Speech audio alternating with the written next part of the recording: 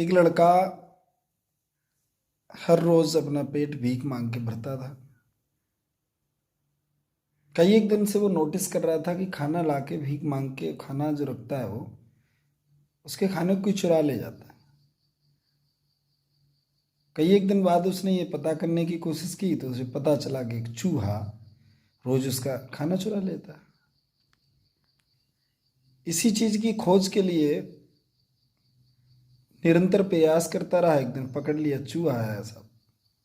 चूहा से उसने पूछा, भाई बड़ी मुश्किल से तो हम 2 वक्त का भोजन इकट्ठा करते हैं और आप ले जाते हो चुरा के। चूहे ने कहा, भाई किस्मत में तुम्हारी में है, जितना उतना ही मिलेगा। ईश्वर ने हमें भी आपके ही ऊपर भेजा है, इसमें तो मेरा भी हिस्सा बनता है।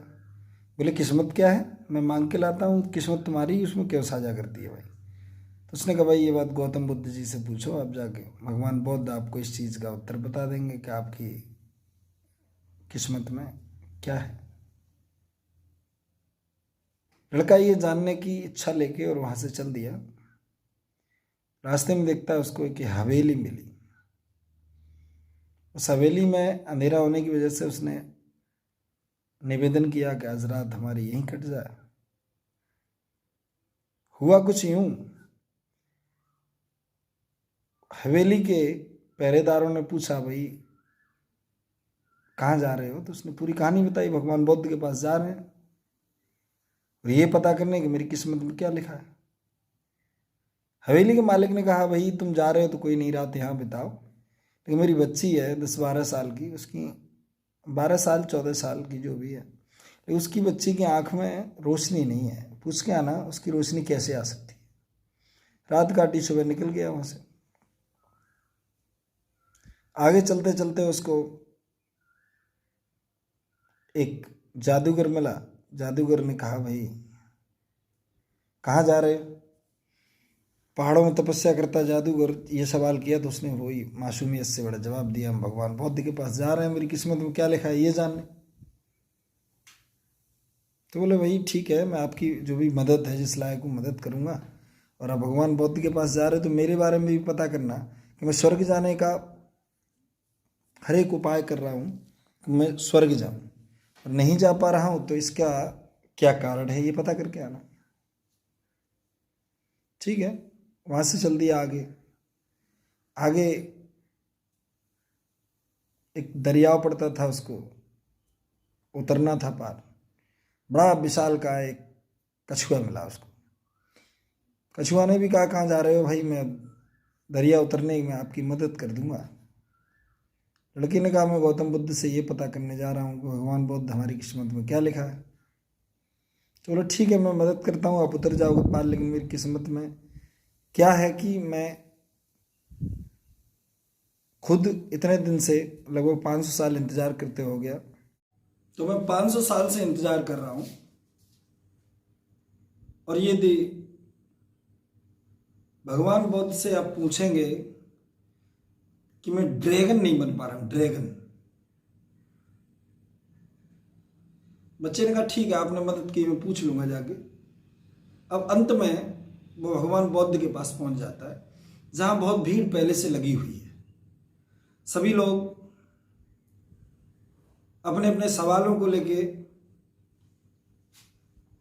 बैठे थे। भगवान बुद्ध ने कहा कि भाई देखिए, मैं 3 सवालों का जवाब दूंगा। बच्चा बड़ा असमंजस में पड़ गया। उसने सोचा कि सवाल तो मेरे पास 4 लोगों के हैं, एक तो खुद के मेरे हैं कि मेरी किस्मत में क्या लिखा है, दूसरा फिर सोचता हूं तो वो लड़की जिसकी कम उम्र है और उसके आंखों में रोशनी नहीं है, तो उसके जीवन में अंधकार अंधकार है, बेचारी मुझसे ज्यादा परेशान है। तीसरा फिर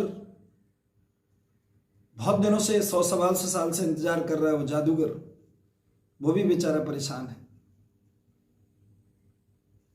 चौथा कछुआ 500 सालों से बेचारा इंतजार कर रहा है, उसने दरियाओं पार कराया। तो मैं किसके सवालों को, बस ज्यादा लोग दुखी हैं मुझसे। उसने सोचा कि मैं अपने सवाल न पूछ के इन दुखियों के सवाल पूछ लेता हूं। तो उसने कहा कि देखिए भगवान जी, एक कछुआ 500 साल से इंतजार कर रहा है, वो ड्रैगन नहीं बन पा रहा। भगवान ने जवाब दिया, वो अपनी जब तक चमड़ी को, उस कबर को नहीं छोड़ेगा वो नहीं बन सकता। दूसरा सवाल का जवाब दिया, उन्होंने कहा कि आपने कहा कि वो 125 साल से इंतजार कर रहा है जादूगर, जादूगर के पास एक छड़ी है, वो छड़ी नहीं छोड़ेगा तो वो कभी स्वर्ग नहीं पहुंचता। ये उसके स्वर्ग के रास्ते में पहुंचने के लिए उसकी छड़ी बाधक है। तीसरा उसने कहा, वो लड़की जिस दिन शादी कर लेगी उसी दिन आंखों की रोशनी आ जाएगी। 3 सवाल पूरे हुए, अपने बारे में नहीं सोचा उसने, उन्हें पूछ पाया। ये सोचते सोचते वापस आ रहा था कि मैंने अपना नहीं पूछ पाया। तो देखिए, जब वो कछुआ के पास आया, कछुआ को बताया, उसने अपने जैसे ही वो कबर को छोड़ा, वो कबर में 2 मोती मिले। कछुआ ने खुश होकर ड्रैगन बन के उड़ गया और खुश होकर उसको वो 2 मोती दे दिए, मालामाल हो गया वो। आगे यही कहानी उसने बताई, आगे जादूगर को आप छड़ी नहीं छोड़ेंगे स्वर्ग नहीं जा पाएंगे। वो छड़ी जादू की छड़ी थी, उस बच्चे को खुश होकर पकड़ा दिया, वो स्वर्ग चला गया। तीसरा बच्ची को बताई, बच्चे के पिता को बताया, आपकी बेटी जिस दिन शादी कर लेगी उसी दिन उसकी आंखों की रोशनी आ जाएगी। उस पिता ने भी सीधी सीधी शादी उसके उसी लड़के के साथ कर दी। तो देखिए, उसको लौटते में अपने भविष्य की चिंता नहीं की, और उसको खुद को सब कुछ मिला। तो इस दुनिया या जिंदगी में भी आप यदि अपने दुखों को भूल जाओगे, यदि आपने दुख अपने त्याग दिए, तो भविष्य में आपको कोई भी दुखी करने वाला नहीं, आपकी जिंदगी में सुख ही सुख है।